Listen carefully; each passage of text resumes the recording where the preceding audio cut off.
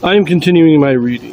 What I'm doing in this series is to read through the entire standard works of the Church of Jesus Christ of Latter-day Saints. This consists of the Bible, the Book of Mormon, the Doctrine and Covenants, and the Pearl of Great Price.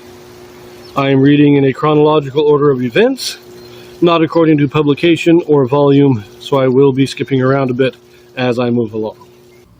Now we are continuing with Jeremiah again. We are turning to chapter 39. This will be another account of the siege of Jerusalem. This will be the fourth account that we have read of this particular event. This event is a major deal. This is a huge thing in the history of the world.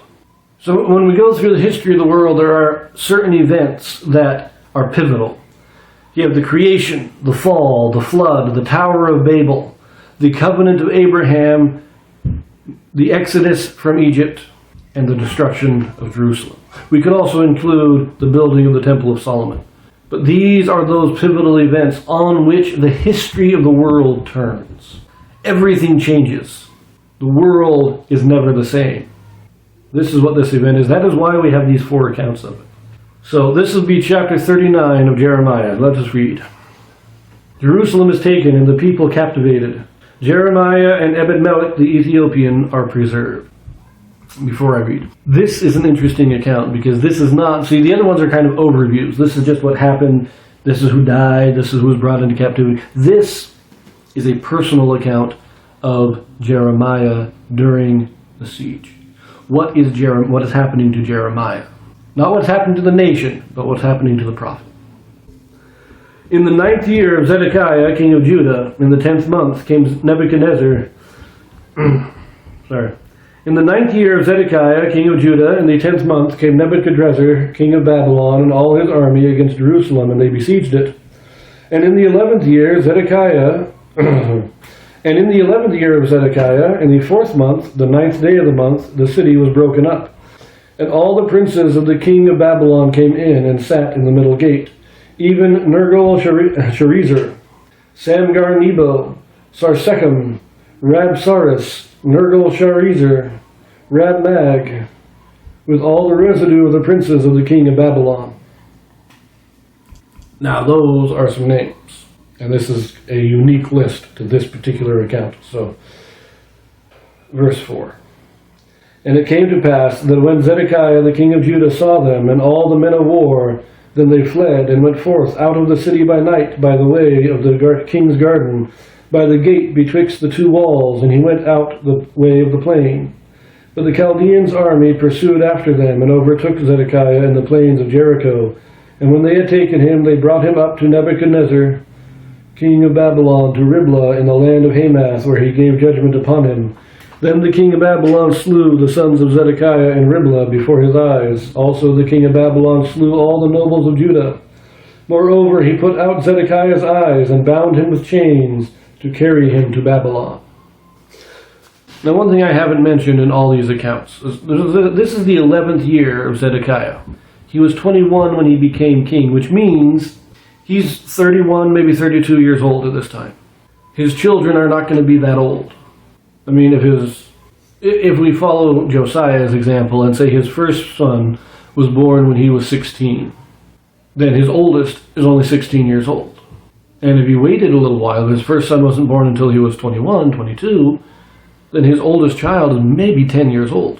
That's our range for the oldest son. Somewhere between 10 and 15, 10, 16 years. Melech was probably not the oldest. He was probably among the younger. He was probably 8, 9 years old at this time. So when Melech flees, he's not fleeing as the leader of whatever group he's in. He's fleeing, it's the servants of the king are taking him out, the servants, and maybe probably some soldiers, probably some warriors, and they're sneaking this one son of Zedekiah out. He's probably a younger son. Verse 8. And the Chaldeans burn the king's house and the houses of the people with fire, and break down the walls of Jerusalem. Then Nebuzaradan, the captain of the guard, carried away captive into Babylon the remnant of the people that remained in the city, and those that fell away, that fell to him, with the rest of the people that remained. But Nebuzaradan, the captain of the guard, left of the poor of the people, which had nothing, in the land of Judah, and gave them vineyards and fields at the same time. Now Nebuchadrezzar, king of Babylon, gave charge concerning Jeremiah to Nebuzaradan, the captain of the guard, saying, Take him, and look well to him, and do him no harm, but do unto him even as he shall say unto thee. So Nebuzaradan, the captain of the guard, sent, and Nebuchadnezzar, Rabsaris, and Nergal-Sharezer, Rabmag, and all the king of Babylon's princes. Even they sent and took Jeremiah out of the court of the prison, and committed him unto Gedaliah, the son of Ahikam, the son of Shaphan, that he should carry him home. So he dwelt among the people. So we have this still saying that they destroy the city, just like we've read in all the other accounts. But now we have this, the king, Nebuchadnezzar, says, Find Jeremiah and treat him well. Do not kill Jeremiah.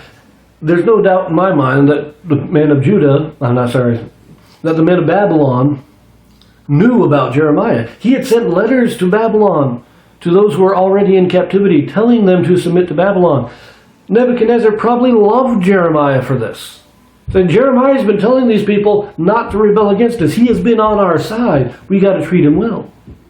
And so, now Gedaliah, he's the one that becomes the governor later. So when they say they commit him unto Gedaliah, they're saying, look, he's under your authority.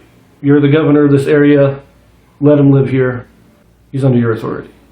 So Jeremiah, he's been in prison for 3 years, or 2.5 years. And it is Babylon that brings him out. It's not the kings of Judah. It's not the Jews repenting that get him out. It is the destruction of Jerusalem and the conquest of Babylon. Verse 15. Now the word of the Lord came unto Jeremiah while he was shut up in the court of the prison, saying, Go and speak to Ebed-melech the Ethiopian, saying, Thus saith the Lord of hosts, the God of Israel, Behold, I will bring my words upon this city for evil and not for good, and they shall be accomplished in that day before thee. But I will deliver thee in that day, saith the Lord, and thou shalt not be given into the hand of the men of whom thou art afraid. For I will surely deliver thee, and thou shalt not fall by the sword, but thy life shall be for a prey unto thee, because thou hast put thy trust in me, saith the Lord. So while Jeremiah was still in prison, before the Babylonians came and released him, he gives this prophecy to Ebed-melech. And remember, Ebed-melech, he's the one that rescues Jeremiah from the miry pit. And God is saying, look, because you did this, I will protect you. You will not die in this siege. It says your life will be a prey unto yourself, meaning your life is in your own power. I will not give your life into the power of anybody else. It's a great blessing. So this is, as I said, this is an account. We do have the general siege, but then we have what happens to Jeremiah. We have his story of the siege in this chapter. It's very interesting. But we leave that here. We continue in Jeremiah. The next few chapters, I can't really place chronologically exactly. I insert them here for convenience. So we will pick it up there, and I will see you.